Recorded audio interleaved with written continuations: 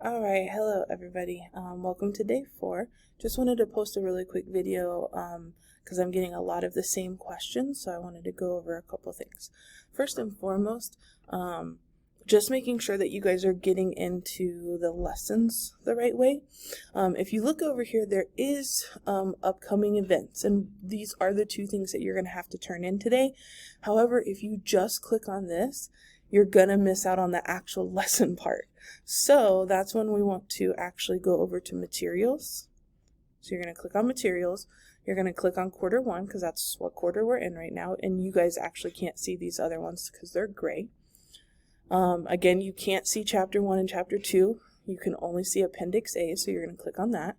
And then notice we have our 4 days. So this was Thursday and Friday from last week. And then we have our yesterday, day 3, and then today is day 4. You want to click on that day 4 or that day 3. So let's, for instance, talk about yesterday's lesson, right? So click on day 3. Notice there's 4 different things. These 3 things are going to be the only things that show up on the upcoming events because those are the actual things you have to turn in. This page, however, is your assignment or is your lesson. So if I click on that page, it shows me my objectives. It shows me my summary. It has a nice little definition here of what variables means, which would be something smart to put in your notes. And then it has the lesson video. From the lesson video, it tells you all the steps you need to complete today. So here's the link to the guided notes. Then you watch the video above and answer the guided notes. Turn in those guided notes here, and then complete this assignment and then do the discussion board, okay? So just make sure that you're aware of that. Then I also do want to go over the assignment from yesterday. So I'm going to click on this assignment. I'll go to preview so that way you guys can see what I see. I just want to really quickly go over this because a couple students were having trouble with this yesterday. So first and foremost, whenever we have our algebra tiles, so let me grab that. Sorry, I should have already had this pulled up. My bad. All right, let's see. E-tools, so we'll go to the tiles. All right, algebra tiles. So when I have my algebra tiles, again, I have, let's see, a couple different kinds. Hold on, why is this not pulling this up? There we go. So I have all these different kinds that have the actual name on them, right? This is an x squared tile because this side is x and this side is x. This is just an x tile because this side is x, but this side is 1. X times x is x squared. X times 1 is x. This one would be y and y. Y times y is y squared. Y times 1 is y. This side would be x, this side would be y. How do we know that? Well, if I add, oopsie, sorry, let me get rid of that little piece.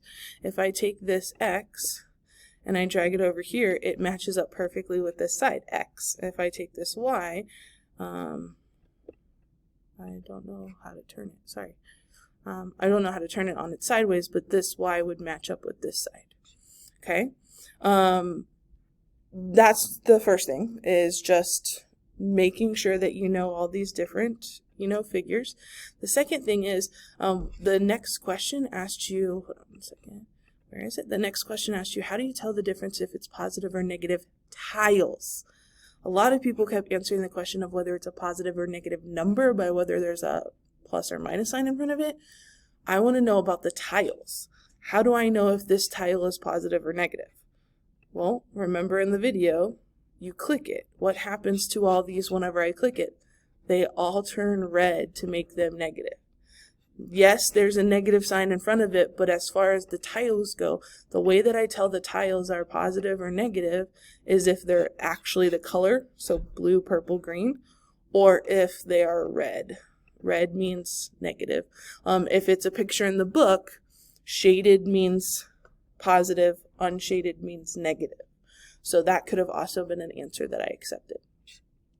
And then this one, most people got it right on our expression mat.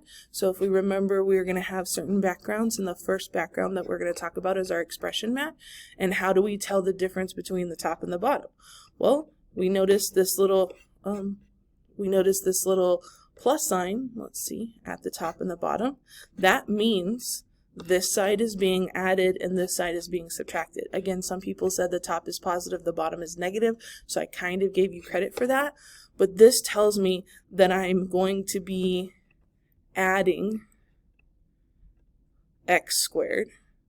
And then if I put something down here, so let's say I put a y down here, this tells me that I'm going to be subtracting a y. Morning. 1 second, I'm making a video.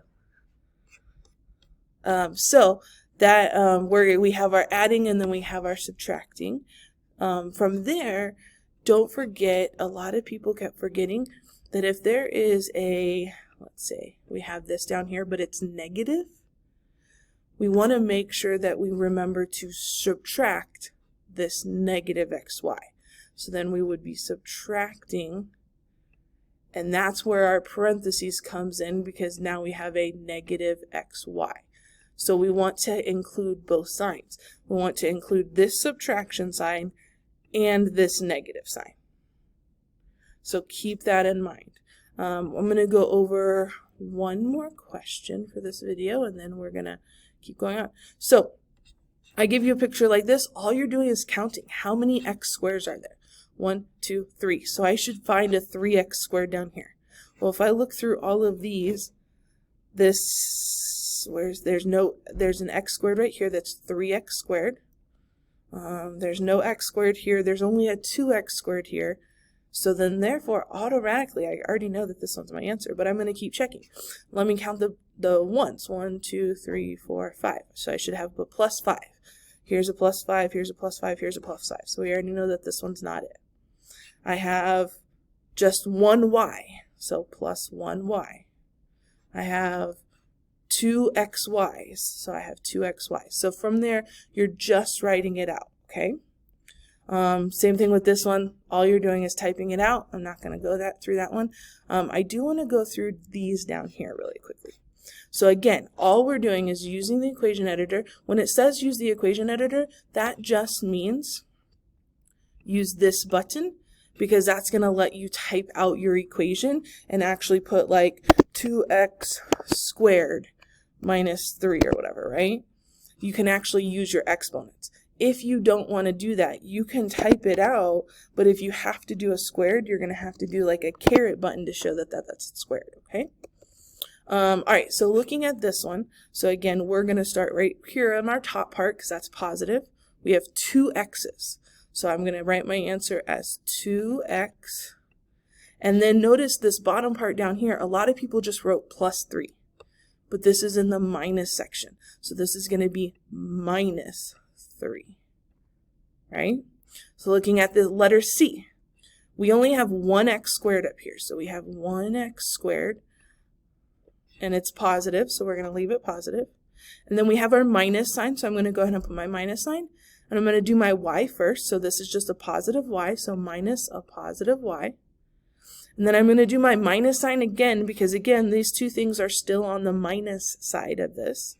And I have 1, 2, 3, 4, but notice these are white. Remember, if they are shaded, then that means they're positive. If they're white, that means they're negative. So this is a negative 4, so I'm subtracting a negative 4. This should be my answer for C. So if you had trouble on those yesterday, please go back and check them. Again, remember you can redo each assignment at least 2 to 3 times, okay? All right.